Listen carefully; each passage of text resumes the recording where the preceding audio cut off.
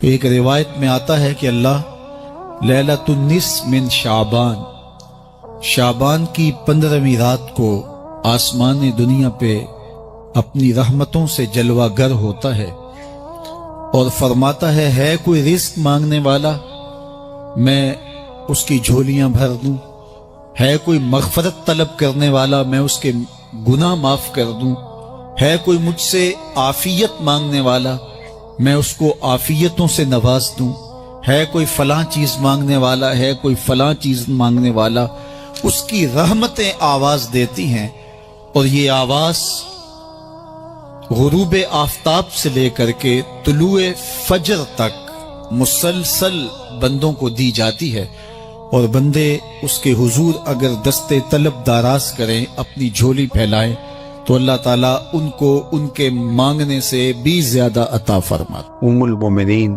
سیدہ عائشہ رضی اللہ تعالی عنہا فرماتی ہیں کہ حضور علیہ السلام کو رمضان المبارک کے بعد سب سے زیادہ روزے شعبان المعظم میں رکھتے ہوئے دیکھا ہے۔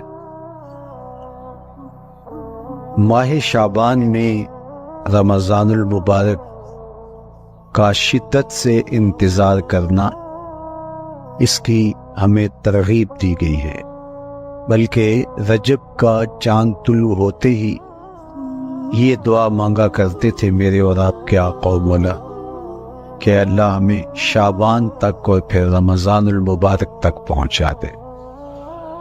اس مہینے کا آنے والے موسم نور کا استقبال کرنا، اس کے شوق میں بے تابیوں کا اظہار کرنا، یہ اللہ جل شانہ کے ساتھ محبت کی علامت ہے۔ شعبان المعظم کے دن گن گن کے گزارے جائیں کہ اتنے دن رہ گئے ہیں رمضان المبارک میں، اب اتنے دن رہ گئے ہیں رمضان المبارک میں۔ انسانی ذہن میں یہ سوال پیدا ہو سکتا ہے کہ متعینہ وقت پر تو اس مہینے نے آنا ہی ہے، اور اگر زندگی موجود رہی تو اس کو پا ہی لیں گے، تو اس شدت سے انتظار کرنے کا کیا مطلب؟ تو اس کا جواب یہ ہے، بیرون ملک سے کسی کے بزرگ نے، والد نے یا کسی کے بیٹے نے آنا ہو تو وہ 2 ماہ قبل ہی آنکھیں فرش راہ کیے ہوتے ہیں اور گن گن کے دن گزار رہے ہوتے ہیں، اور جو ہی لمحے قریب آتے ہیں تو پھر گھڑیاں اور ساعتیں بھی گنی جاتی ہیں، بار بار گھڑی دیکھتے ہیں، ابھی تک پہنچے نہیں، جبکہ یہ طے ہے کہ 5:02 پہ فلائٹ اترے گی۔ تو بار بار گھڑی دیکھنے کا مطلب لاہور سے 2 گھنٹے یہاں گجرانوالہ میں پہنچتے ہوئے لگیں گے، لیکن ہر 10 منٹ کے بعد کہ ذرا پتہ کرو کہاں تک پہنچے ہیں۔ کیا مطلب اس کا؟ مطلب اس کا یہ ہے کہ جب سینے میں کسی کا انتظار رکھا ہوا ہو تو پھر بے تابیاں، بے چینیاں، اضطراب موجود ہوتا ہے۔ ہم دنیا کے لوگوں کے ساتھ جو ربط و رشتہ رکھتے ہیں اس کے مطابق ان کا انتظار ہوتا ہے۔ کچھ آنے والے ایسے بھی ہوتے ہیں جنہوں نے ہمیں بتایا ہوتا ہے کہ فلاں دن ہم پہنچیں گے، اور وہ دروازے پہ دستک دے رہے ہوتے ہیں اور ہم سو کے اٹھ رہے ہوتے ہیں، اور اچانک جب پتہ چلتا ہے کہ فلاں باہر دروازے پہ دستک دے رہے ہیں تو ہم استقبال تو کر رہے ہوتے ہیں، لیکن ہمارے ذہن میں یہ بھی ہوتا ہے وہ میں بھول گیا، تو اب تو یہ کام بھی میرے ذمہ ہے، تو مجھے یاد آ گیا ہوتا۔ تو جن لوگوں کے لیے دل میں محبتوں کی جگہ ہو تو ان کے لیے پھر سارے کام مؤخر کر کے ان کے استقبال کیے جاتے ہیں۔ یہ مہینہ اللہ کی رحمتوں کا موسم بہار ہے، چھم چھم رحمتیں برستی ہیں، انوار اترتے ہیں، گناہگاروں کو آتش دوزخ سے نجات بخش دی جاتی ہے۔ تو اس کا استقبال کرنا، اس کے لیے انتظار کرنا، گن گن کے دن گزارنا، لمحے اور ساعتیں بسر کرتے ہوئے بار بار ماہ سیام کا ذکر کرنا اس مہینے کے ساتھ محبت کی دلیل ہے، اور اس مہینے کے ساتھ محبت اللہ سے محبت کی دلیل ہے۔ اس لیے اس مہینے کا استقبال کرنا، اس کے لیے تیاری کرنا، اپنے گھر کو صاف کرنا، اس کے لیے اپنی اولاد کے دل میں شوق پیدا کرنا اور ماحول پہلے پیدا کرنے کی کوشش کرنا، تاکہ جو ہی یہ ماہ جلوہ گر ہو تو روزہ رکھنے کا مزاج پیدا ہو چکا ہو، تلاوت کلام مجید کا مزاج پیدا ہو چکا ہو، دیگر نوافل اور اچھے اعمال بجا لانے کی عادت پڑ چکی ہو۔ تو شعبان میں ہی اس کی تیاری ہوتی ہے، تاکہ رمضان المبارک آتے ہی ہم پوری طرح سے مستعد اور فعال ہو کر کے اس مہینے کی برکتوں کو سمیٹ لیں۔ اللہ کے محبوب علیہ السلام نے ارشاد فرمایا کہ جب ماہ سیام آتا ہے فتحت ابواب الجنہ، تو جنت کے 8 دروازے کھول دیے جاتے ہیں۔ جنت تو اللہ جل شانہ کی کرم نوازیوں کا ایک ایسا خوبصورت منظر ہے کہ آج تک نہ کسی آنکھ نے اس کو دیکھا، نہ کسی کان نے سنا، اور نہ اس کا کوئی تصور کر سکتا ہے، ایسی خوبصورت بنائی ہے۔ وہاں کی ہوائیں جب چلتی ہیں تو گرد نہیں اڑتا، کستوری اڑتی ہے۔ وہاں دودھ کی، شہد کی، مائع معین، کوثر، سلسبیل کی نہریں بہتی ہیں، موتی زمرد کے محلات بنے ہوئے ہیں۔ وہ خوبصورت محل اور وہ خوبصورت جنت کا ماحول، لیکن اس کے باوجود اس خوبصورت جنت کو، مرصع جنت کو، نظیف ترین بقعۂ رحمت کو 11 ماہ تک رنگ و روغن کیا جاتا ہے رمضان المبارک کے استقبال کے لیے۔ اور جب یہ مہینہ آتا ہے تو اس کے دروازے کھول دیے جاتے ہیں، اور جنت کے 8 دروازوں میں سے ایک دروازے کا نام باب الریان رکھا گیا ہے، جو صرف روزہ داروں کے اعزاز و تکریم کے لیے ہے۔ روزہ دار اس دروازے سے گزر کے جنت جاتے ہیں۔ تو آپ اندازہ کیجئے کہ اللہ نے اس ماہ مبارک کو کیا عزت دی ہے، کیا پروٹوکول دیا ہے، کیا تکریم بخشی ہے کہ نبیوں کا امام، امام المرسلین، خاتم الانبیاء، محبوب خدا اس مہینے کے لیے منتظر رہتے کہ یہ مہینہ آنے والا ہے، یہ مہینہ آنے والا ہے۔ حضرت سیدنا سلمان فارسی رضی اللہ تعالی عنہ فرماتے ہیں کہ شعبان کی آخری تاریخ کو حضور نے ایک خطبہ ارشاد کیا۔ بعض علماء نے کہا کہ یہ شعبان کا آخری جمعہ تھا، یا ہو سکتا ہے کہ آخری جمعہ 29 شعبان کو ہی ہو۔ تو رمضان المبارک سے قبل حضور نے یہ خطبہ ارشاد کیا، جو مختلف کتب احادیث میں موجود ہے۔ یا ایھا الناس، اے لوگو، قد اظلکم شہر عظیم، اللہ نے تمہارے اوپر ایک بہت پاکیزہ، پر نور، عالی مرتبت مہینہ سایہ فگن کر دیا ہے۔ شہر فیہ لیلۃ خیر من 1000 شہر، اس مہینے میں ایک ایسی رات ہے جو 1000 مہینے سے بہتر ہے۔ جعل اللہ صیامہ فریدہ وقیام لیلۃ تطوعا، اس مہینے کے دن کے روزے فرض قرار دیے گئے اور راتوں کا قیام نفل بنایا گیا۔ تراویح کی صورت کے اندر راتوں کے قیام کا ماحول پیدا ہوتا ہے، صلاۃ اللیل پڑھی جاتی ہے، نوافل پڑھے جاتے ہیں کثرت کے ساتھ۔ یہ اس مہینے کی شانیں ہیں، یہ اس مہینے کی رونقیں ہیں۔ اس مہینے میں اللہ تعالیٰ نے خاص کرم نوازیاں عطا کی ہیں اہل ایمان کو۔ وَمَن تَقَرَّبَ فِيهِ بِخَصْلَةٍ مِّنَ الْخَيْرِ كَانَ كَمَنْ أَدَّى فَرِيضَةً فِيمَا سَوَاهُ، ایک نفل کا ثواب ایک فرض کے برابر اس مہینے میں کر دیا جاتا ہے۔ وَمَنْ أَدَّى فَرِيضَةً كَانَ كَمَنْ أَدَّى 70 فَرِيضَةً فِيمَا سَوَاهُ، اور اگر کوئی ایک فرض ادا کرتا ہے تو اس کو 70 فرائض کا ثواب ملتا ہے۔ اس قدر نیکیوں کا اجر بڑھا دیا جاتا ہے ان کی قیمت بڑھا دی جاتی ہے اس مہینے میں۔ اور پھر ارشاد فرمایا وَهُوَ شَهْرُ الصَّبْرِ، یہ صبر کا مہینہ ہے۔ ہونے کے باوجود بھی انسان تناول نہیں کرتا، ٹھنڈا میٹھا مشروب میسر ہے اور زبان کانٹا بن گئی، حلق خشک ہو گیا، لیکن اس کے باوجود بھی ایک گھونٹ حلق سے نیچے اتارنے کا روادار نہیں ہوتا۔ وضو کرتے بھی احتیاط کرتا ہے کوئی قطرہ آب حلق سے نیچے نہ ٹپک جائے۔ تو یہ صبر سکھاتا ہے، جب ہو بھی تو انسان اس سے گریز کرے، تو جب ہوگا نہیں تو پھر انسان صبر کا عادی بن جاتا ہے، تو یہ صبر کی عادت ڈالتا ہے۔ یہ شہر الصبر ہے۔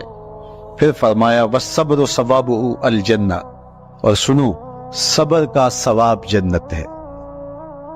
جو شخص صابر ہوتا ہے اس کا صلہ جنت کی صورت میں عطا کیا جائے گا۔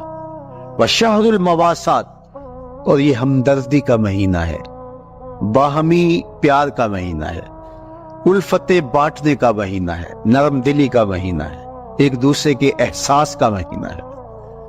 جب کوئی شخص بھوک اور پیاس کاٹتا ہے تو اس کو پھر محسوس ہوتا ہے، بالخصوص امراء، کہ بھوک کیا بلا ہوتی ہے، اور جو نان شبینہ کو ترستے ہیں اور جنہیں کھانا میسر نہیں آتا ان کی زندگیاں کتنی تلخ ہوتی ہیں۔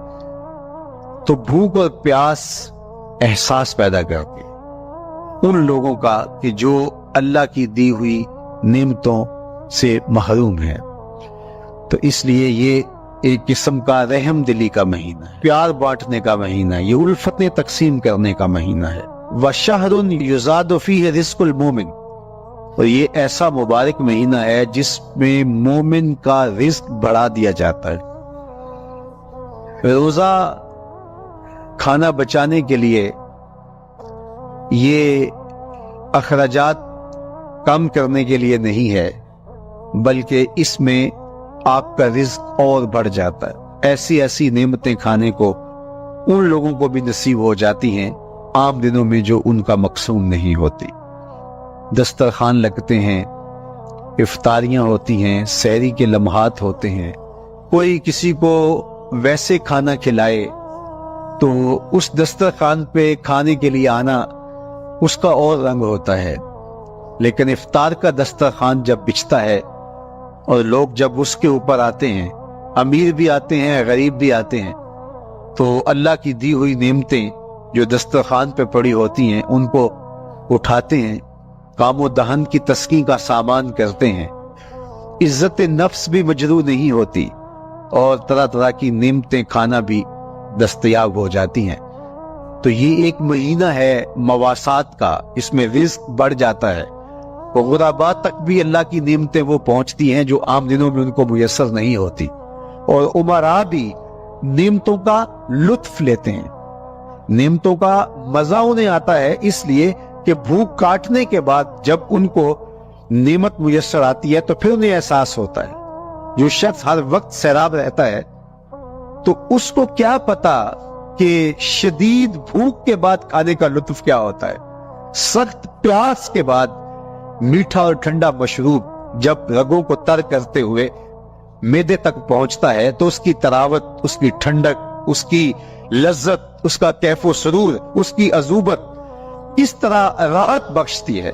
اسی لیے میرے اور آپ کے آقا و مولا نے ایک دوسرے مقام پہ ارشاد فرمایا للصائم فرحتان، فرحت عند فطرہ و فرحت عند لقاء ربہ، روزے دار کے لیے دو خوشیاں ہیں۔ ایک خوشی اسے تب ملتی ہے جب وہ روزہ افطار کرتا ہے، وہ لمحے مسرتوں کے ہوتے ہیں، ایک روحانی احساس ہوتا ہے، اتنا لمبا دن، اتنا سخت دن، گرمی کی شدت، مالک تیرا شکر ہے لمحہ اختتام پہنچا اور یہ اتنا لمبا دن تیرے حکم کی تعمیل کرتے ہوئے بسر ہو گیا۔ ایک تو روزہ کھولتے ہوئے وہ ایک سرشاری ہوتی ہے، وہ ایک لذت ہوتی ہے، روحانی تسکین ہوتی ہے۔ آج کل وہ افطار کے دسترخوان لگتے ہیں تو جس طرح ہمارے سارے معاملات جو ہیں وہ ملوث ہو گئے ہیں ریا سے، تصنع سے، اس طرح افطار بھی ایک فیشن کے طور پہ فروغ پا رہی ہے۔ تو اس میں امراء کو اور شخصیات کو بلایا جاتا ہے، اور ایسے لوگ کثرت کے ساتھ ہوتے ہیں جن کا روزہ بھی نہیں ہوتا، تو پھر ظاہر ہے رسمن تو اتنی دیر تک وہ کچھ نہیں اٹھا سکتے جب تک اذان کی آواز نہیں آتی، افطار کے لمحے نہیں آتے۔ تو اس وقت جو روزہ دار ہوتا ہے، جب وہ مشروب لے رہا ہوتا ہے، جب وہ کوئی لقمہ اتار رہا ہوتا ہے، تو اس کی جو فرحت ہوتی ہے، اور جس نے روزہ نہیں رکھا اور وہ بھی افطار کے دسترخوان پہ بیٹھا ہے، تو کیا اس کو کوئی روحانی حظ، کوئی سرور، افطار کے لمحوں کا کوئی لطف مل سکتا ہے؟ وہ بیچارہ کتنا بے چین ہوتا ہوگا کہ یہ شخص ہے، کمزور ہے، سارا دن مزدوری کر کے آیا ہے، اور اس کا بھی تو سارا دن گزر گیا بھوک اور پیاس سے، اور میں صحت مند ہوں اور سارا دن ٹھنڈے ماحول میں رہا ہوں اور مجھے توفیق نہیں ملی، تو وہ گھونٹ کتنے مشکل اس کے لیے ہوتے ہوں گے۔ اور روزہ دار کے لیے کس قدر وہ آسودہ بخش لمحے ہوتے ہیں کہ جب اس کو یہ مسرت ہو رہی ہوتی ہے کہ مالک تیرا شکر، گرم موسم، زبان کاٹا، حلق خشک، اور تو نے تکمیل تک لمحے پہنچائے اور میرا دن خیریت سے گزر گیا، تو وہ اس کے لیے ایک خوشی کا لمحہ، روحانی مسرت کی کیفیت۔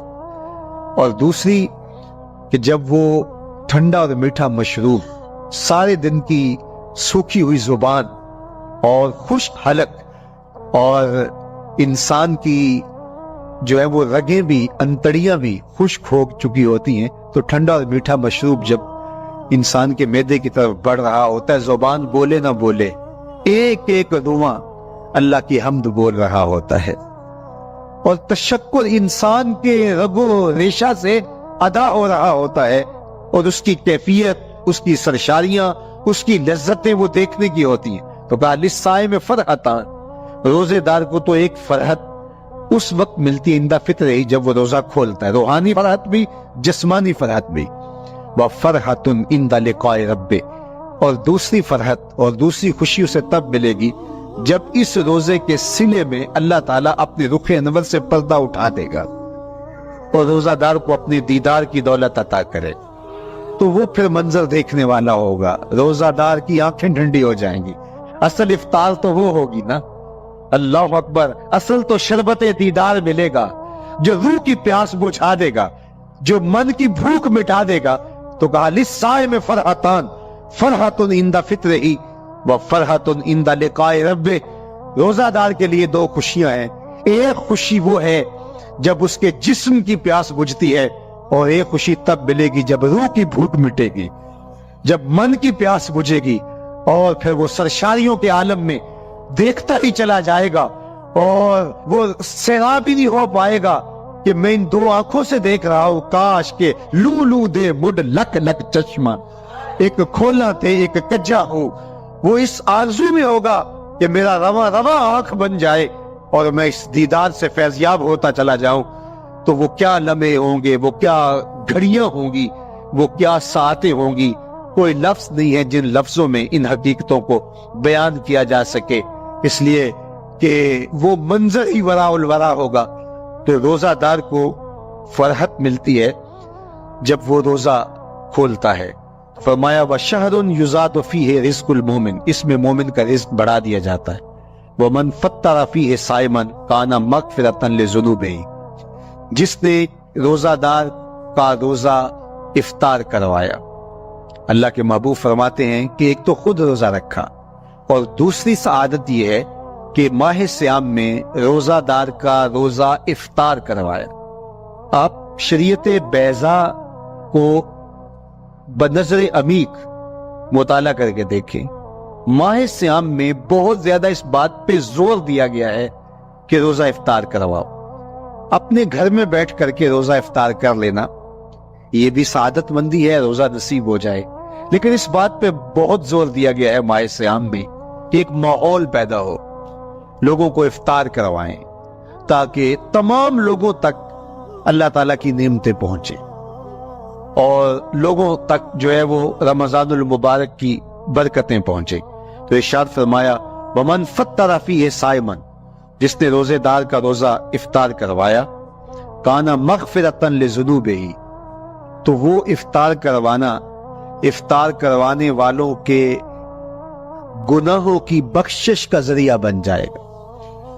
یہ افطاری گناہوں کی مغفرت کا سبب بن جائے گی، وَإِتْقَ رَقْبَتِهِ مِنَ النَّارِ، اور آتش دوزخ سے گردن کی آزادی کا مجدہ جاں فضا بن جائے گا یہ امر کہ اس نے کسی کا روزہ افطار کروایا۔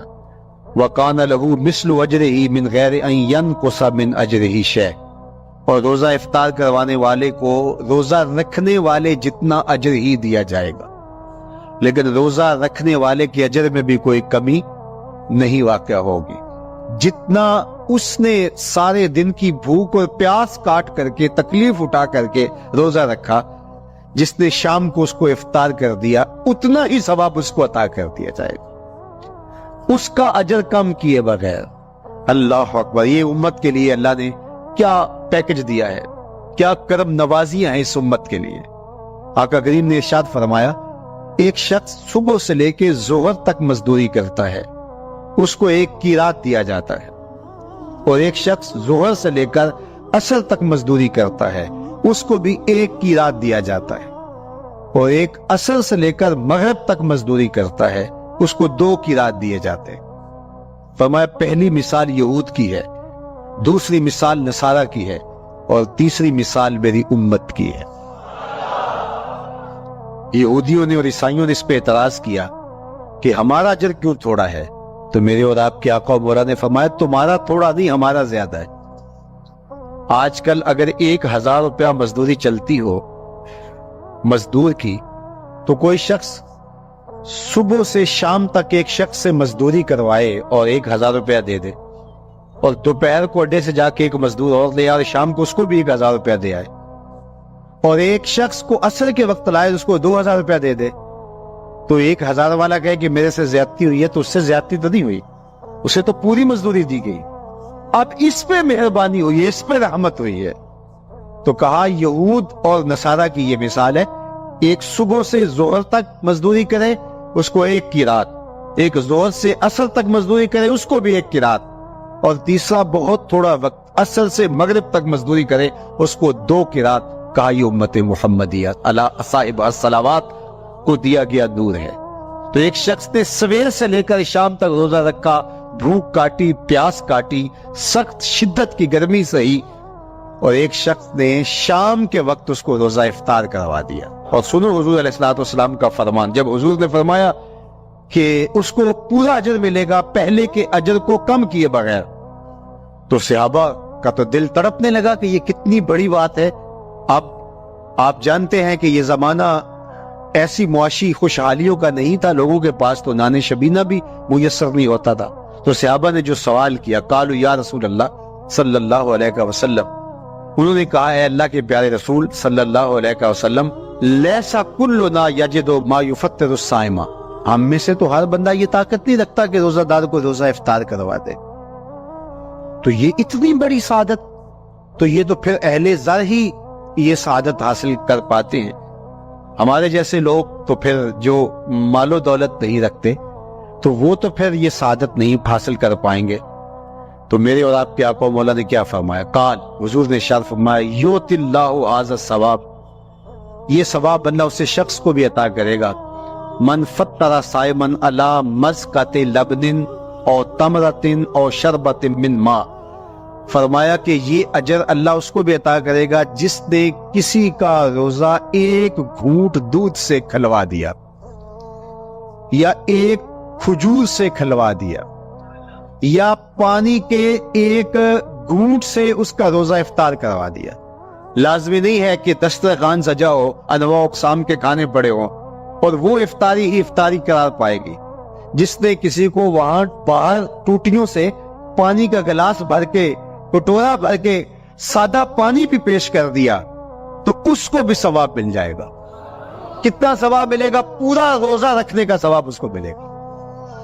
کتنی رحمتوں کی لوٹ سیل لگی ہے، کوئی ایسے بھی بانٹتا ہے، کوئی ایسے بھی کرم نوازیاں ہوتی ہیں، لیکن میرے رب کے خزانے کتنے کھلے ہیں۔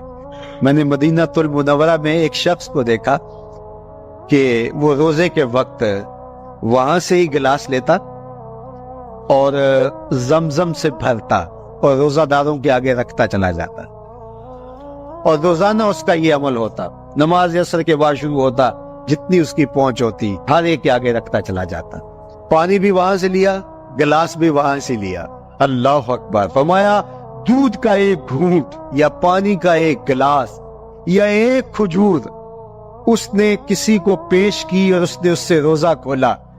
اللہ کے محبوب فرماتے ہیں پہلے کے اجر میں بغیر کسی کمی کے اس کو پورا ثواب روزے کا نصیب ہوگا. اللہ اکبر. اب سنو, پھر حضور نے ارشاد فرمایا ومن اشبع صائما, اور جس نے صحیح اہتمام کے ساتھ روزے دار کو اچھا کھانا کھلایا, اچھی پرتکلف افطاری دی, سقاہ اللہ من الحوض شربتا لا یظمأ حتی یدخل الجنہ, اس کو حوض کوثر سے ایسا جام ملے گا کہ اس کو کبھی پیاس نہیں ملے گی یہاں تک کہ جنت میں چلا جائے گا. اللہ اکبر. اس کو کوثر کے جام نصیب حشر کی گرمی میں. اور آپ کو معلوم ہے, علماء سے آپ نے بارہا سنا ہوگا کہ جام کوثر جس نے ایک بار پی لیا پھر 50,000 سال کے دن میں اس کو دوبارہ پیاس نہیں لگے گی. یہ جام کوثر کی خصوصیت ہے. فرمایا وَهُوَ شَهْرٌ أَوَّلُهُ رَحْمَةٌ, یہ وہ مہینہ ہے جس کے پہلے 10 دن رحمت ہے اور اس کا درمیانی اشرا مغفرت ہے. وَآخِرُهُ عِتْقٌ مِّنَ النَّارِ, اور اس کا آخری اشرا جو ہے وہ آتش دوزخ سے نجات کا ضامن ہے. فَاسْتَكْثِرُوا فِيهِ مِنْ 4 خِصَالٍ, کہا کہ 4 کام اس مہینے میں کثرت کے ساتھ کرو. خصلتان ترضون بہما ربکم, 2 کام تو وہ ہے جس سے تم اپنے رب کو راضی کرو گے. وخصلتان لا غنا بکم عنہما, اور 2 کام ایسے ہیں کہ ان سے بے نیاز نہیں ہو سکتے تو وہ تمہیں کرنے پڑیں گے. اما الخصلتان اللتان ترضون بہما ربکم, وہ 2 خصلتیں 2 کام جن کے ذریعے سے تم اپنے رب کو راضی کر سکو. فشہادت لا الہ الا اللہ, وہ گواہی دینا ہے لا الہ الا اللہ. وتستغفرونہ, اور تم کثرت سے استغفار کرو, اللہ سے بخشش مانگو. یہ 2 کام تم نے کرنے ہیں. وَأَمَّا الْخَصْلَتَانِ اللَّتَانِ لَا غِنَىٰ بِكُمْ عَنْهُمَا, اور وہ چیزیں جن بغیر تمہیں چارہ نہیں ہے. فَتَسْأَلُونَ الْجَنَّةَ وَتَعُوذُونَ مِنَ النَّارِ, اللہ سے جنت طلب کرو اور دوزخ سے پناہ مانگو. تو یہ 2 کام جو تمہاری ضرورت ہے تم اس مہینے میں کثرت کے ساتھ کرو. تو یہ مہینہ رحمتوں کی لوٹ سیل کا مہینہ ہے. یہ کرم نوازیوں کے امٹتے ہوئے دھارے ہیں. یہ سیل رحمت ہے جو کہ من کی سیرابی کا سبب اور ذریعہ ہے. خوش نصیب ہیں جو ماہ صیام کو خوبصورتی کے ساتھ بسر کرتے ہیں, اس کے آنے سے پہلے استقبال کرتے ہیں, گھروں میں صفائی کریں, اہتمام کریں, مساجد میں اہتمام کریں, تاکہ بچوں میں یہ شوق پیدا ہو کہ ماہ صیام آ رہا ہے. جب ہم بچے تھے تو ہمارے والدین رمضان المبارک سے قبل ہی رمضان المبارک کی تیاریاں شروع کر دیا کرتے تھے. اس وقت گھر میں شربت تیار ہوا کرتے تھے گڑ کے, اور وہ پہلے ہی مائیں گھر میں تیاری کرنا شروع کر دیا کرتی تھی. ایک شوق پیدا کرنا مقصود ہوتا ہے. تو کچھ چیزیں ایسی ہیں کہ آرڈر لکھے اور 1 سیکنڈ میں گھر پہنچ جائے, لیکن کچھ چیزیں یہ جو ہے وہ تیار کرنی چاہیے, شوق پیدا ہو. گھروں کے اندر ماؤں کو چاہیے کہ افطاری کو اہتمام کے ساتھ تیار کریں تاکہ بچوں کو شوق پیدا ہو اور یہ ایک ماحول پیدا ہو, قرآن مجید کی تلاوت کا ماحول پیدا ہو, جاگنے سونے کے جو ہے وہ شیڈول مرتب کیے جائیں, مساجد کی آبادی کا سامان کیا جائے. آج کی بابرکت شب نور, شب برات کے نام سے معروف اور مشہور ہے. اس بابرکت شب کے دامن میں اتنی برکتیں اور اتنی رحمتیں ہیں کہ اللہ جل شانہ گناہگاروں کو جہنم کی آگ سے آزاد فرما دیتا ہے. ام المومنین سیدہ طیبہ طاہرہ سیدہ عائشہ صدیقہ رضی اللہ تعالی عنہا فرماتی ہیں, ایک دن میں دیکھا کہ حضور میرے حجرہ میں نہیں ہیں, تو میں حضور کو تلاش کرنے نکلی. جنت البقیع میں آسمان کی طرف سر اٹھائے حضور اللہ سے التجائیں کر رہے تھے. مجھے دیکھا تو ارشاد فرمایا, عائشہ کیا تم نے یہ سمجھا کہ اللہ کا رسول تم سے زیادتی کرے گا؟ فرماتی ہیں میں نے عرض کی یا رسول اللہ صلی اللہ علیہ وسلم، میں یہ سمجھا شاید آپ کسی زوجائے محترمہ کے حجرہ میں تشریف لے گئے ہیں۔ فرمایا آج لیلۃ النصف من شعبان، شعبان کی 15ویں رات ہے، درمیانی شب ہے۔ اس رات کو اللہ تعالی جل شانہ آسمان دنیا پہ نزول اجلال فرماتا ہے اور قبیلہ بنو کلب کی بکریوں کے بالوں سے زیادہ لوگوں کو جہنم کی آگ سے آزاد کر دیتا ہے۔ قبیلہ بنو کلب عرب کا بہت بڑا قبیلہ تھا جو بھیڑ بکریاں پالتے تھے اور لاکھوں کی تعداد میں ان کی بکریوں اور بھیڑوں کے ریوڑ تھے۔ تو اس قبیلے کی بکریوں کے بالوں سے بھی زیادہ گناہگاروں کو جہنم کی آگ سے آزاد کر دیا جاتا ہے۔ تو یہ وہ بابرکت شب رحمت ہے، شب نور ہے، جس کے دامن میں اتنی برکتیں ہیں کہ کوئی محروم نہیں رہتا۔ صرف وہ بد نصیب لوگ جو شرک میں مبتلا ہیں، جو سخت کینہ پرور ہیں، جو قطع رحمی کرتے ہیں، قاتل ہیں، عادی شرابی یا بدکار ہیں، انہیں اس مبارک رات میں محروم رکھا جاتا ہے، ورنہ اللہ کی رحمتوں کا عموم اس بابرکت راتوں میں اس قدر ہوتا ہے کہ کوئی گناہگار جو اس کے حضور ہاتھ دعا کے لیے اٹھاتا ہے اور اپنا دامن پھیلا کے اس کی رحمتیں مانگتا ہے، اسے محروم نہیں رکھا جاتا، بلکہ اللہ سب گناہگاروں کو جہنم کی آگ سے آزاد کر دیتا ہے۔ ایک روایت میں آتا ہے کہ اللہ لیلۃ النصف من شعبان، شعبان کی 15ویں رات کو آسمان دنیا پہ اپنی رحمتوں سے جلوہ گر ہوتا ہے اور فرماتا ہے کوئی رزق مانگنے والا، میں اس کی جھولیاں بھر دوں، ہے کوئی مغفرت طلب کرنے والا، میں اس کے گناہ معاف کر دوں، ہے کوئی مجھ سے عافیت مانگنے والا، میں اس کو عافیتوں سے نواز دوں، ہے کوئی فلاں چیز مانگنے والا، ہے کوئی فلاں چیز مانگنے والا۔ اس کی رحمتیں آواز دیتی ہیں اور یہ آواز غروب آفتاب سے لے کر کے طلوع فجر تک مسلسل بندوں کو دی جاتی ہے، اور بندے اس کے حضور اگر دستے طلب دراز کریں، اپنی جھولی پھیلائیں، تو اللہ تعالیٰ ان کو ان کے مانگنے سے بھی زیادہ عطا فرماتا ہے۔ اس امت کو اللہ تعالیٰ نے اس طرح کی راتیں دے کر کے مغفرت، بخشش، غفران اور رحمتوں کی فراوانی نصیب کی ہے۔ میرے حضور نے ارشاد فرمایا ایک شخص صبح سے لے کے ظہر تک مزدوری کرتا ہے، اس کو ایک قیراط ملتا ہے۔ ایک ظہر سے لے کر عصر تک مزدوری کرتا ہے، اس کا وقت تھوڑا ہے لیکن اس کو بھی ایک قیراط ملتا ہے۔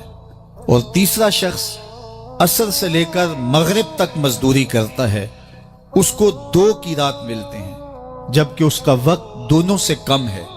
فرمایا پہلی مثال یہود کی ہے، دوسری مثال نصارہ کی ہے، اور تیسری مثال میری امت کی ہے کہ اس کو تھوڑے عمل پر زیادہ ثواب دیا جاتا ہے۔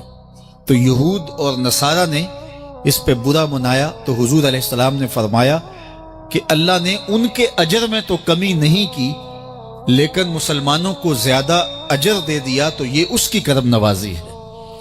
تو یہ تھوڑے وقت کی عبادتیں اور چند راتوں کی بیداری اور مخصوص اوقات میں اللہ کے حضور عبادت و ریاضت ایک گناہگار کو کہاں سے کہاں تک پہنچا دیتی ہے، اس کے گناہوں کی معافی کا ذریعہ بھی بنتی ہے اور درجات کی بلندی کا سبب بھی۔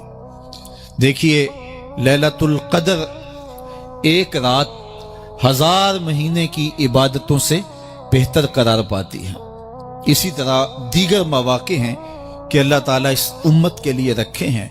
رحمت رب بہانامی طلب، اور یوں بھی پڑھا گیا رحمت رب بہانہ می طلب، اس کی رحمتیں قیمت نہیں مانگتی اور اس کی رحمتیں بہانہ تلاش کرتی ہیں، تو وہ اپنے بندوں کو بخشنے پہ آمادہ ہے اگر وہ اپنا دامن طلب پھیلائیں۔ قرآن مجید میں ایک مقام دیکھیے کتنا دل آویز ہے، فرمایا ما یفعل اللہ بعذابکم، اللہ تمہیں عذاب دے کے کیا کرے گا؟ اس کی یہ چاہت نہیں ہے کہ تمہیں عذاب میں مبتلا کرے، اس کی چاہت یہ ہے کہ تم اس کی چوکھٹ پہ آؤ، جھولی پھیلاؤ، اس سے خیرات اور رحمت مانگو، اور وہ تمہارے ماضی کے سارے گناہ معاف کر کے، ساری غلطیاں معاف کر کے تمہیں اپنی رحمتوں سے مالا مال فرما دے۔ تو وہ بندوں کو بخشنے پہ، بندوں کی مغفرت کرنے پہ آمادہ ہے اور اس کی رحمتیں بہانے تلاش کرتی ہیں۔ اللہ اکبر۔ اور دوسری جانب اس کے بندے، اس کے مملوک، اس کی مخلوق، اور مخلوق کی گناہگار اور نیکوکار اس کی رحمتوں کے طالب ہوتے ہیں، بلکہ وہ گناہ کرنے کے بعد جب معافی مانگتے ہیں تو اللہ کو یہ معافی بہت پسند ہے۔ معافی مانگنا، اس کے حضور اپنے دامن کو پھیلانا، وہ اس کو بہت زیادہ محبوب ہے۔ انسان کی فطرت کے اندر گناہ رکھا گیا ہے، آگ، ہوا، مٹی، پانی، یہ ان چار چیزوں کا مرکب ہے۔ اس کے جو عناصر ہیں اس میں کبھی اعتدال قائم نہیں رہتا اور اس سے گناہ سرزد ہو جاتے ہیں۔ گناہ کرنے کے بعد بندے کا اس گناہ پہ اصرار کرنا، اڑ جانا، ضد کرنا، توبہ نہ کرنا، اللہ کو یہ پسند نہیں۔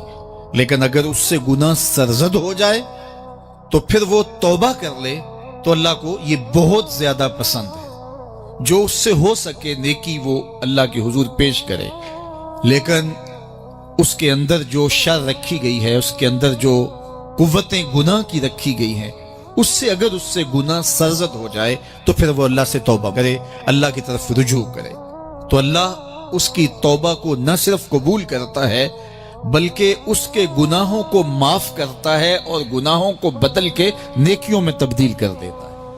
جب گناہ نیکیوں میں تبدیل ہو گئے تو جتنا بڑا گناہ گار تھا اتنا بڑا نیکوکار ہو گیا۔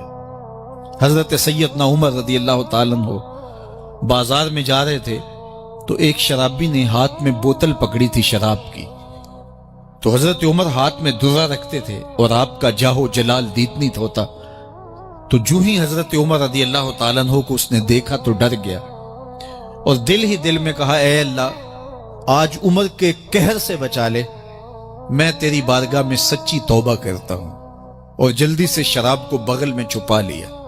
اتنے میں حضرت عمر سر پہ پہنچ گئے اور گرج کر کڑک کے کہا کہ یہ تیری بغل میں کیا ہے؟ چونکہ اس کو بوتل چھپاتے دیکھا تھا تو وہ ڈر گیا اور ڈرتے ڈرتے کہنے لگا حضرت یہ سرکہ ہے۔ اب تھی تو شراب، لیکن ڈرتے ہوئے بولا حضرت سرکہ ہے۔ تو حضرت عمر نے کہا نکال۔ جب نکالا تو شراب نہیں تھی، واقعی سرکہ بن چکا تھا۔ تو جب اللہ کے حضور کوئی توبہ کرتا ہے، اللہ اس کے گناہوں کو بدل کے نیکیوں میں تبدیل کر دیتا ہے۔ حدیث پاک میں آتا ہے کہ قیامت کے دن اللہ ایک شخص کو کہے گا کہ اپنا نامہ اعمال پڑھ، تو وہ نامہ اعمال پڑھنے لگ جائے گا۔ تو نامہ اعمال کے اندر چھوٹے گناہ بھی ہوں گے، بڑے گناہ بھی ہوں گے، تو اللہ سے حیا کرتے ہوئے، شرم کرتے ہوئے وہ بڑے بڑے گناہوں کو چھوڑتا جائے گا اور چھوٹے چھوٹے گناہوں کو پڑھتا رہے گا۔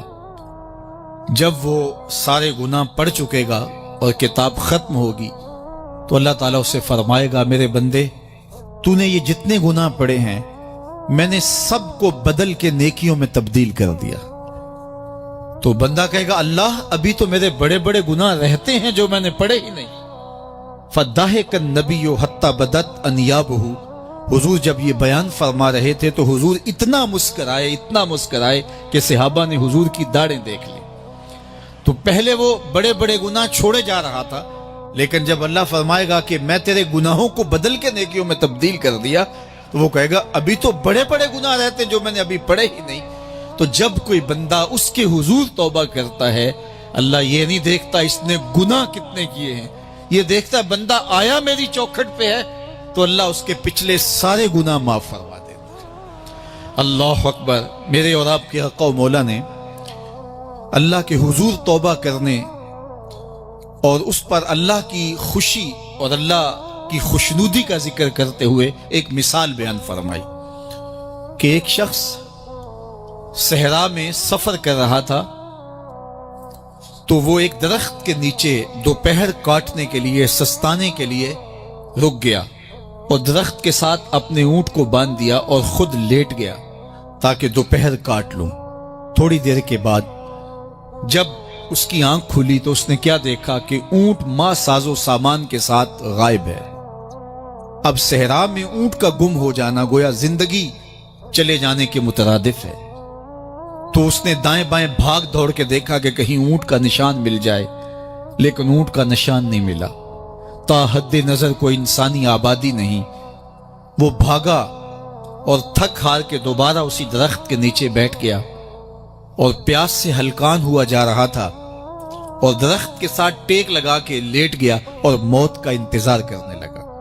جن لوگوں نے صحرا کا سفر کیا ہے ان کو اس بات کا اندازہ ہوگا کہ کئی 100 میل تک انسانی آبادی ہی نہیں، اب نہ کچھ کھانے کے لیے بچا نہ کچھ پینے کے لیے بچا، اونٹ بھی غائب ہو گیا، توشا بھی ساتھ ہی چلا گیا، تو اب ظاہر ہے سیدھی موت ہی نظر آ رہی ہے۔ تو وہ اس درخت کے ساتھ ٹیک لگا کے بیٹھ جاتا ہے اور موت کا منتظر ہوتا ہے۔ تھوڑی دیر کے بعد پھر اس کی دوبارہ آنکھ لگ جاتی ہے۔ جب دوبارہ آنکھ لگتی ہے تو تھوڑی دیر بعد پھر آنکھ کھلتی ہے۔ جب دوبارہ آنکھ کھلتی ہے تو دیکھتا ہے کہ اونٹ جو گما تھا ماں ساز و سامان کے اس کے پاس کھڑا ہے۔ تو صحرا میں اس حالت میں اونٹ کا مل جانا زندگی مل جانے کے مترادف ہے۔ تو وہ اتنا خوش ہوا کہ خوشی کی انتہا نہ رہی، بلکہ مسرتوں کے ہجوم میں درک گیا اور کہنے کیا لگا، اللہم انت عبدی وانا ربک، اے اللہ تو میرا بندہ اور میں تیرا رب۔ کہنا تو یہ تھا کہ تو میرا رب اور میں تیرا بندہ، لیکن مسرتوں کا ہجوم ہی اتنا تھا، خوشیوں کا ہجوم ہی اتنا تھا کہ زبان پہ قابو نہ رہا۔ کسی کے آنے سے ایسے ہوش اڑے ساقی کے، شراب سیخ پہ ڈالی اور بوتل میں کباب۔ کہنا یہ تھا اللہم انت ربی وانا عبدک، لیکن اس قدر خوش ہوا جب بھی تیری قربت کے امکان نظر آئے ہم اتنے خوش ہوئے کہ پریشان نظر آئے۔ تو کہنا یہ تھا کہ اے اللہ تو میرا رب اور میں تیرا بندہ، لیکن خوشیوں کے ہجوم میں وہ کہتا ہے اللہم انت عبدی وانا ربک، اے اللہ تو میرا بندہ اور میں تیرا رب۔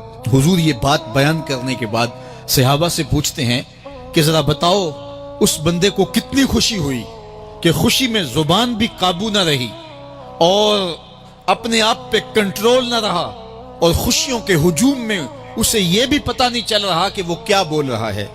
تو صحابہ نے عرض کی حضور بہت زیادہ اسے خوشی ہوئی۔ تو میرے حضور نے یہ بات کرنے کے بعد ارشاد فرمایا، جس طرح اس کو گما ہوا اونٹ ملا اور اس کی خوشی کی انتہا نہ رہی، تو فرمایا جب کوئی شخص توبہ کرتا ہے اور اللہ کی حضور پلٹ کے آتا ہے، گناہوں سے معافی مانگ کے اس کی دہلیز پہ آتا ہے، میرے حضور نے فرمایا اللہ اس سے بھی زیادہ خوش ہوتا ہے کہ میرا بندہ میری چوکھٹ پہ آ گیا ہے۔ تو وہ یہ چاہتا نہیں کہ اپنے بندوں کو عذاب دوں، وہ خود آگ میں چھلانگے لگائے تو اس کی مرضی، اگر گناہ سرزد بھی ہو گیا ہے تو کوئی بات نہیں، معافی مانگ لی جائے۔ ام المومنین سیدہ عائشہ رضی اللہ تعالی عنہا فرماتی ہیں کہ حضور علیہ السلام کو رمضان المبارک کے بعد سب سے زیادہ روزے شعبان المعظم میں رکھتے ہوئے دیکھا ہے۔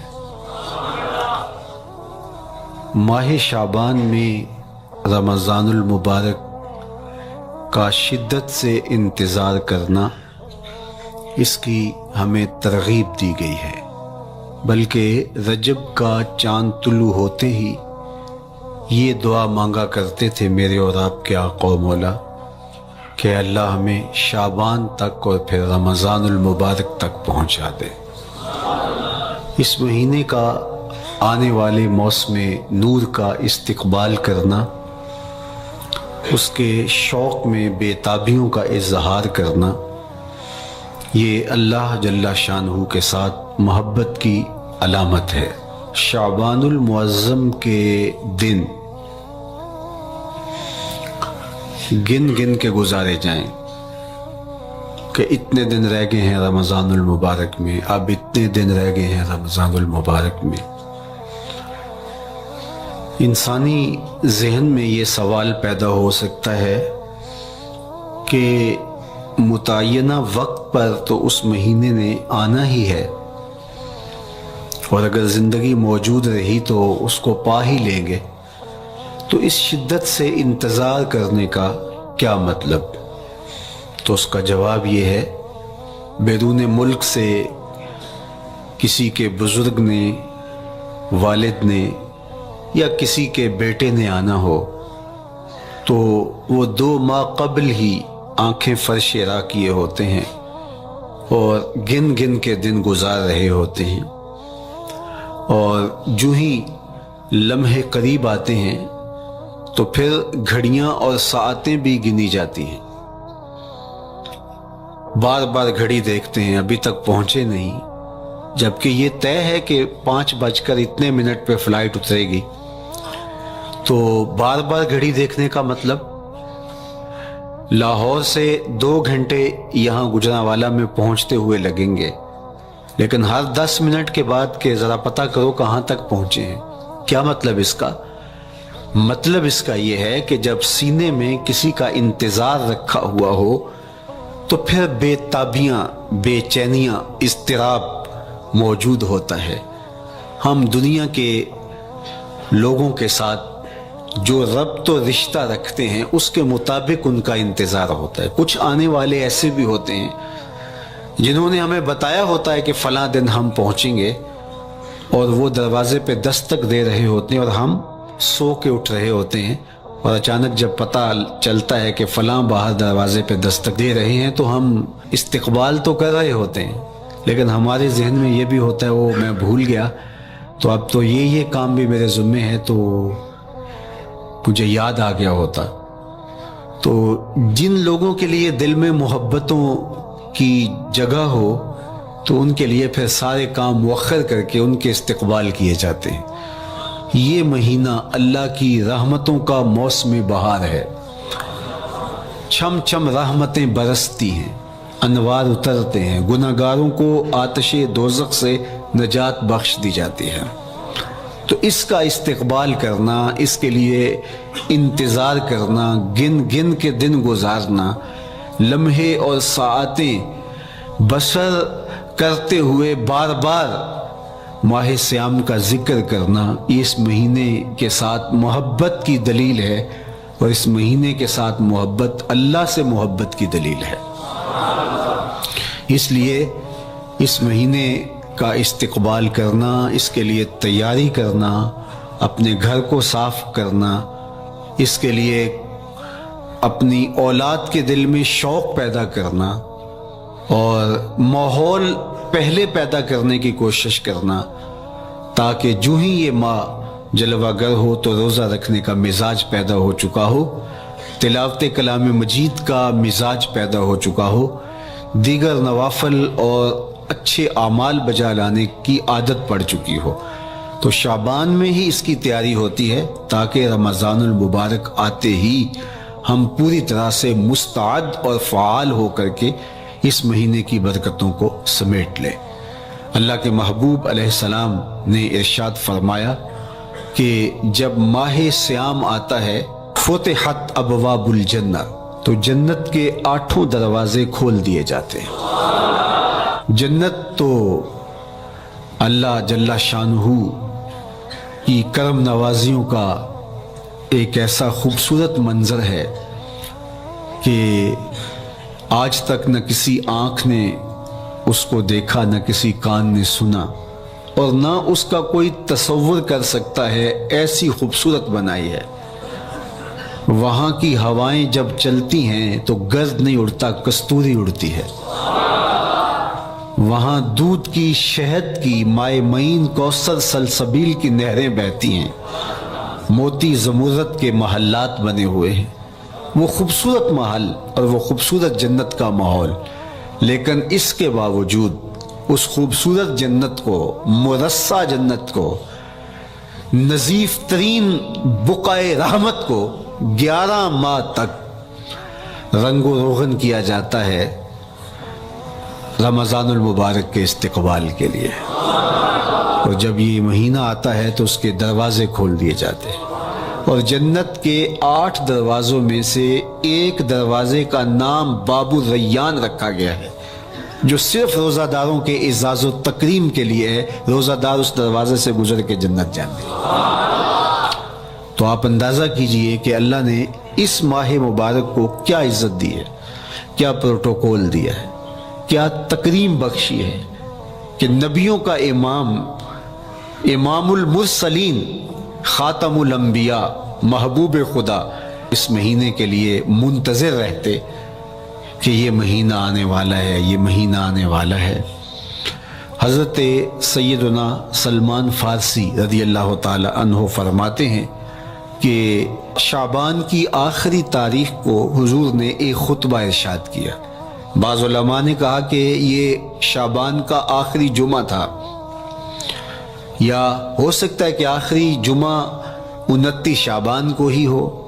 تو رمضان المبارک سے قبل حضور نے یہ خطبہ ارشاد کیا، جو مختلف کتب احادیث میں موجود ہے. یا ایھا الناس، اے لوگو، قد اظلکم شہر عظیم، اللہ نے تمہارے اوپر ایک بہت پاکیزہ، پر نور، عالی مرتبت مہینہ سایہ فگن کر دیا ہے.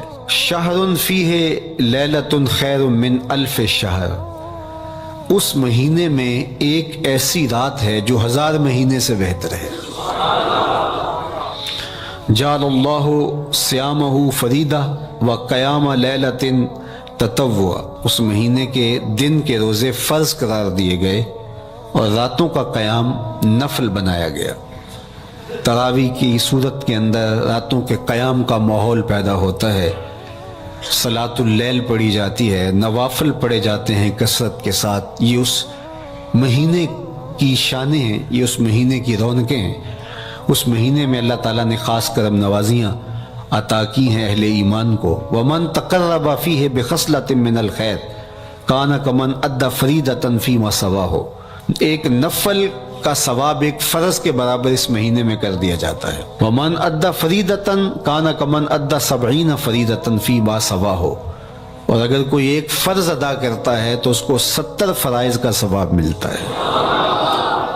اس قدر نیکیوں کا اجر بڑھا دیا جاتا ہے، ان کی قیمت بڑھا دی جاتی ہے اس مہینے میں. اور پھر ارشاد فرمایا وَهُوَ شَهْرُ الصَّبْرِ، یہ صبر کا مہینہ ہے. ہونے کے باوجود بھی انسان تناول نہیں کرتا. ٹھنڈا میٹھا مشروب میسر ہے اور زبان کانٹا بن گئی، حلق خشک ہو گیا، لیکن اس کے باوجود بھی ایک گھونٹ حلق سے نیچے اتارنے کا روادار نہیں ہوتا.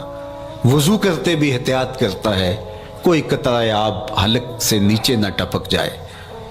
تو یہ صبر سکھاتا ہے. جب ہو بھی تو انسان اس سے گریز کرے، تو جب ہوگا نہیں تو پھر انسان صبر کا عادی بن جاتا ہے.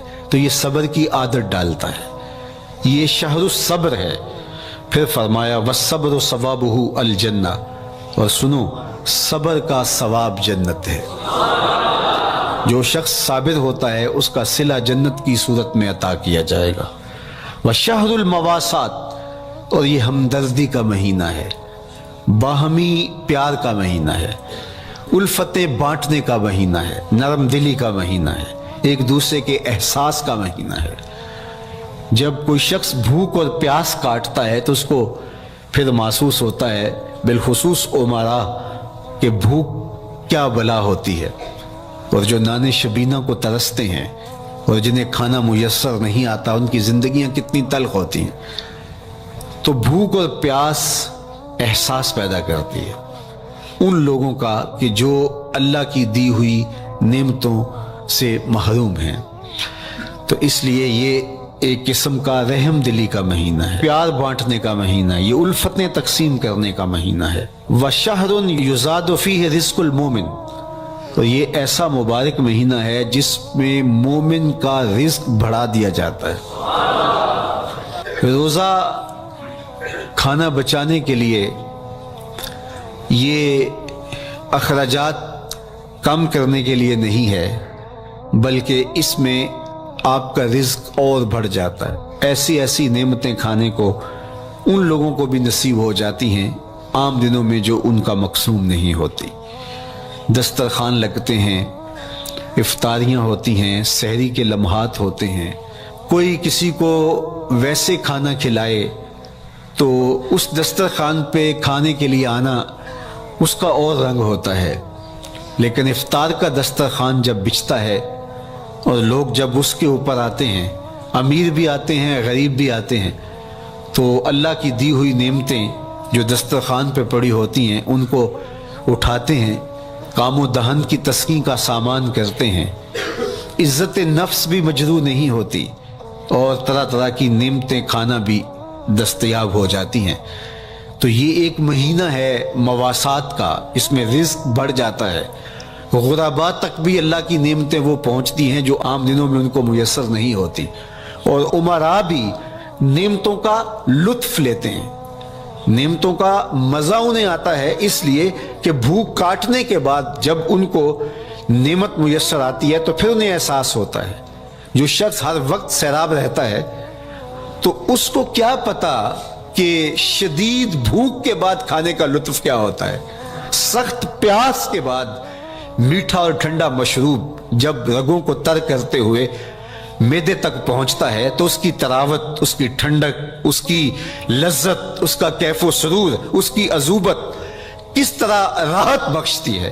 اسی لیے میرے اور آپ کے آقا و مولا نے ایک دوسرے مقام پر ارشاد فرمایا، للصائم فرحتان، فرحت عند فطرہ و فرحت عند لقاء ربہ۔ روزے دار کے لیے دو خوشیاں ہیں، ایک خوشی اسے تب ملتی ہے جب وہ روزہ افطار کرتا ہے، وہ لمحے مسرتوں کے ہوتے ہیں، ایک روحانی احساس ہوتا ہے، اتنا لمبا دن، اتنا سخت دن، گرمی کی شدت، مالک تیرا شکر ہے لمحہ اختتام پہنچا اور یہ اتنا لمبا دن تیرے حکم کی تعمیل کرتے ہوئے بسر ہو گیا۔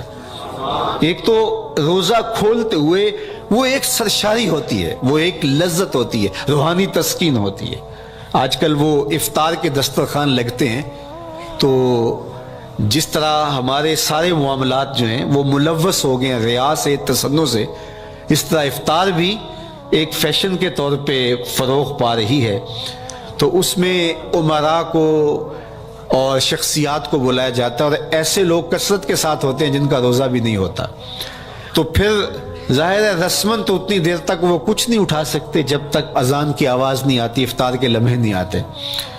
تو اس وقت جو روزہ دار ہوتا ہے جب وہ مشروب لے رہا ہوتا ہے، جب وہ کوئی لقمہ اتار رہا ہوتا ہے، تو اس کی جو فرحت ہوتی ہے، اور جس نے روزہ نہیں رکھا اور وہ بھی افطار کے دسترخوان پہ بیٹھا ہے، تو کیا اس کو کوئی روحانی حظ، کوئی سرور، افطار کے لمحوں کا کوئی لطف مل سکتا ہے؟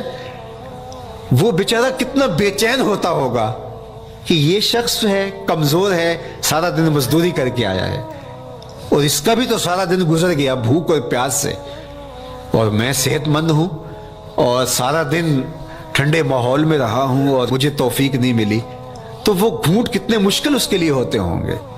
اور روزہ دار کے لیے کس قدر وہ آسودہ بخش لمحے ہوتے ہیں کہ جب اس کو یہ مسرت ہو رہی ہوتی ہے کہ مالک تیرا شکر، گرم موسم، زباں کانٹا، حلق خشک، اور تو نے تکمیل تک لمحے پہنچائے اور میرا دن خیریت سے گزر گیا، تو وہ اس کے لیے ایک خوشی کا لمحہ، روحانی مسرت کی کیفیت۔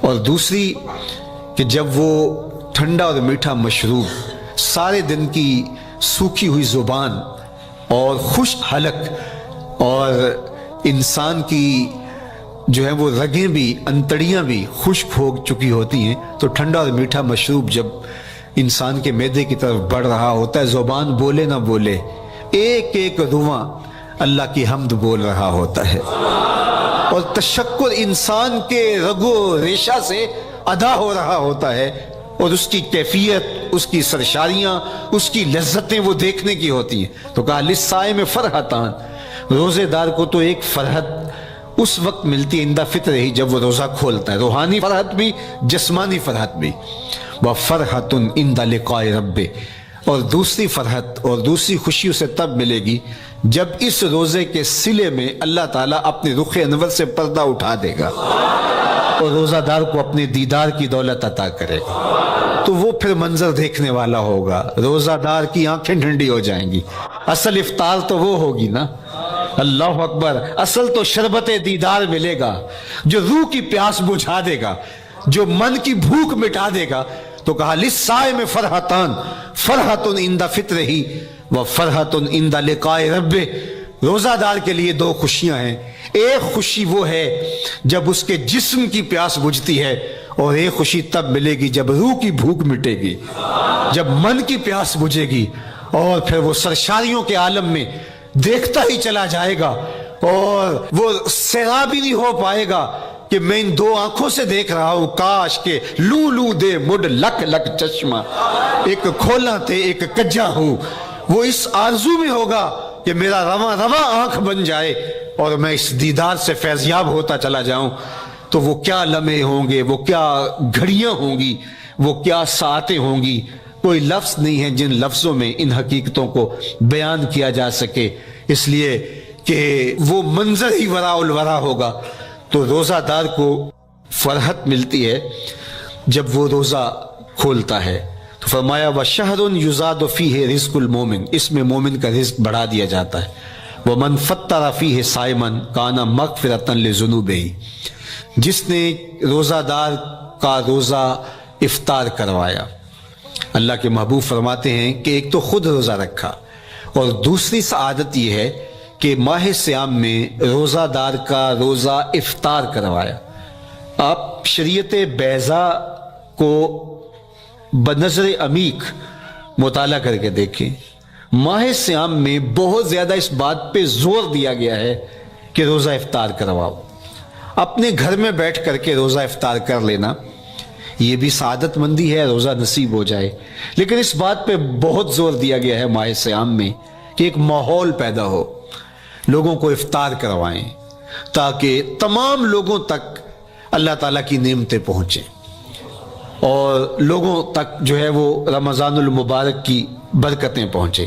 تو ارشاد فرمایا وَمَنْ فَطَّرَ فِيهِ صَائِمًا، جس نے روزے دار کا روزہ افطار کروایا، كَانَ مَغْفِرَةً لِذُنُوبِهِ، تو وہ افطار کروانے والوں کے گناہوں کی بخشش کا ذریعہ بن جائے گا، یہ افطاری گناہوں کی مغفرت کا سبب بن جائے گی۔ وَإِتْقَ رَقْبَتِهِ مِنَ النَّارِ، اور آتش دوزخ سے گردن کی آزادی کا مجدہ جاں فضا بن جائے گا، یہ امر کہ اس نے کسی کا روزہ افطار کروایا۔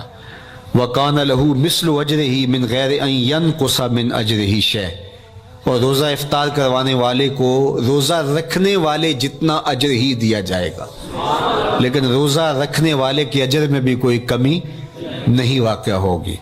جتنا اس نے سارے دن کی بھوک اور پیاس کاٹ کر کے تکلیف اٹھا کر کے روزہ رکھا، جس نے شام کو اس کو افطار کر دیا اتنا ہی ثواب اس کو عطا کر دیا جائے گا، اس کا اجر کم کیے بغیر۔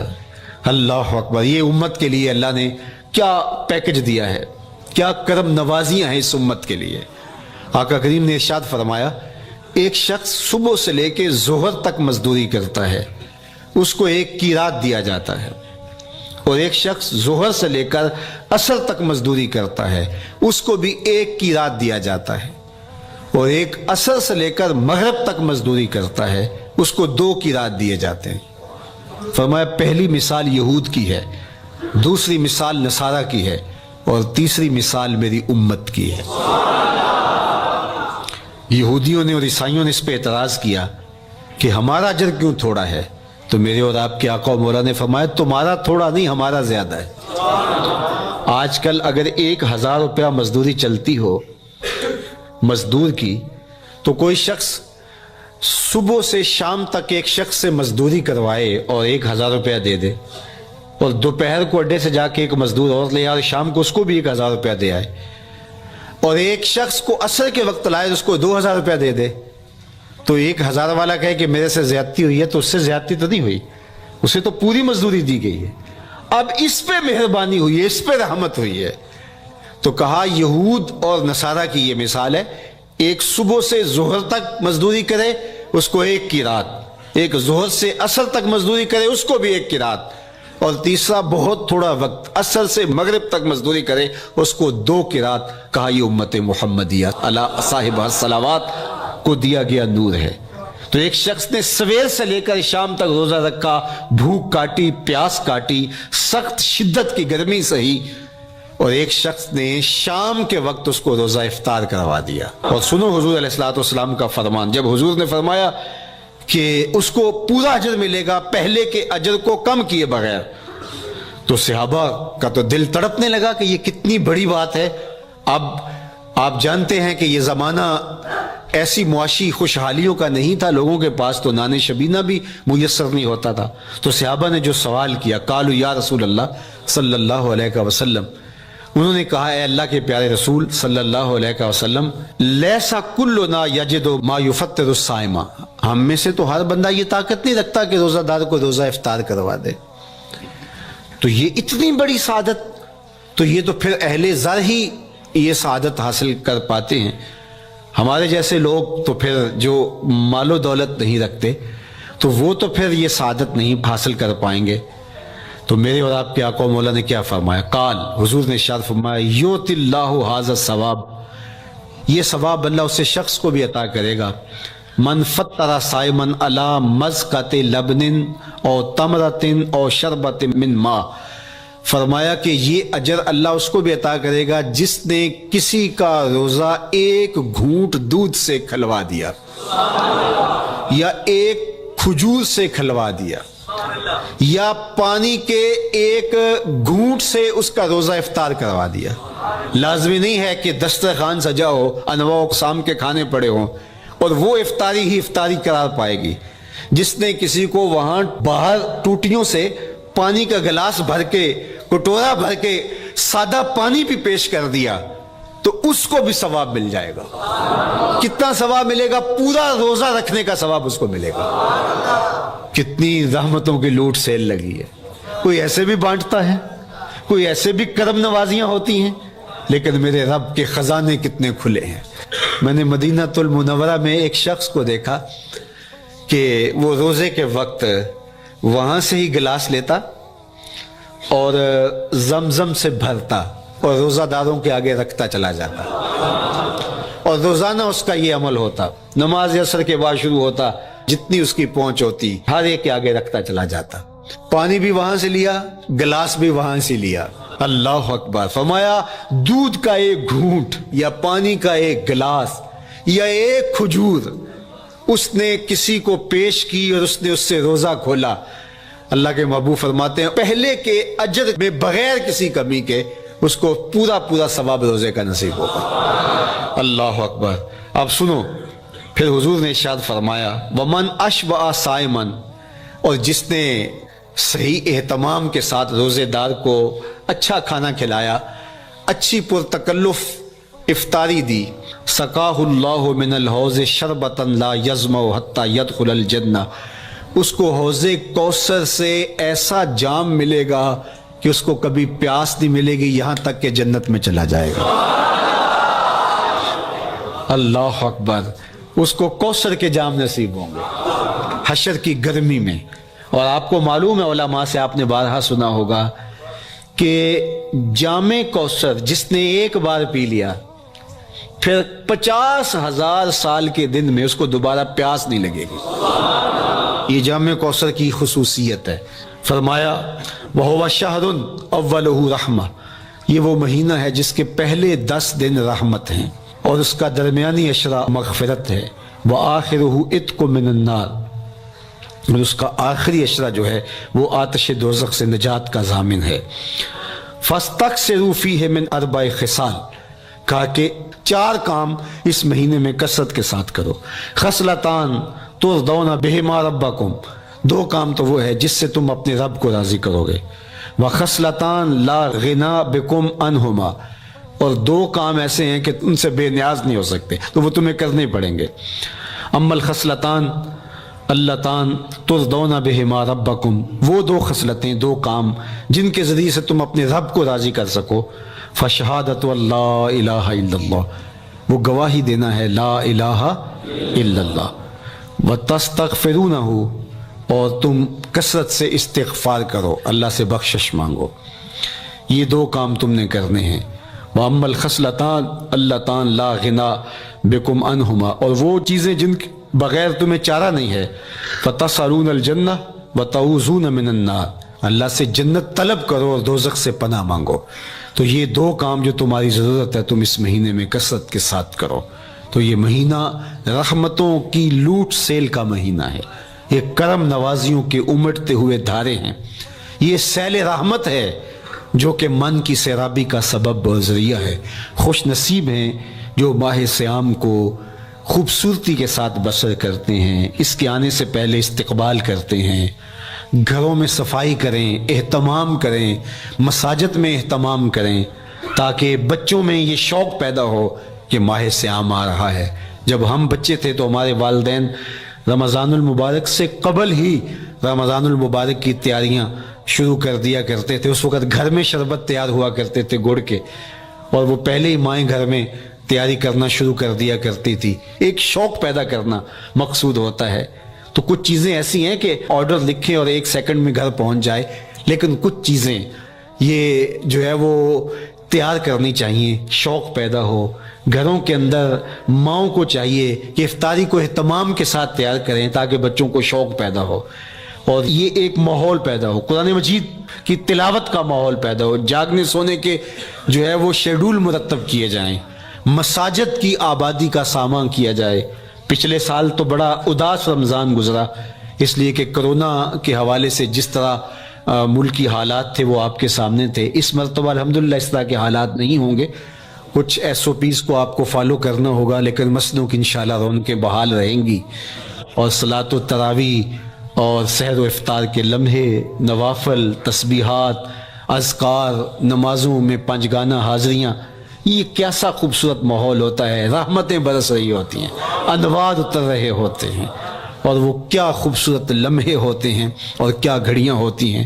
انشاءاللہ امسال مرکز مصطفیٰ کے اندر صلاۃ التراویح کے لیے خاص طور پہ ہم اہتمام کر رہے ہیں۔ میری آرزو تھی کہ جب مرکز کی تکمیل ہو تو پھر رمضان المبارک کا اہتمام کے ساتھ جو ہے وہ ہم انتظام و انصرام کیا کریں گے، چونکہ اس سے قبل بہت سارے تعمیراتی کاموں کی وجہ سے ہم الجھے رہتے تھے، لیکن اللہ کے فضل سے اب مرحلہ اول کی تکمیل ہو گئی اور مرحلہ ثانی کی طرف ہم بڑھنے والے ہیں۔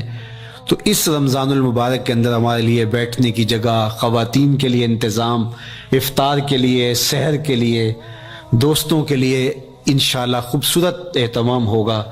بہت اچھے قاری قرآن جو ہے وہ صلاۃ التراویح پڑھائیں گے، تو وہ میٹھے اور دل آویز لہجے اور مرکز کا ماحول، انشاءاللہ ذکر و فکر کے حلقے بھی ہوں گے، دروس قرآن کے حلقے بھی ہوں گے، تو ایک ماحول انشاءاللہ پیدا ہو، اور انشاءاللہ میں بھی آپ کے ساتھ ماہ صیام میں موجود رہوں گا، افطار کے لمحوں میں بھی، سحر کے لمحوں میں بھی، تراویح میں بھی، نمازوں میں بھی انشاءاللہ۔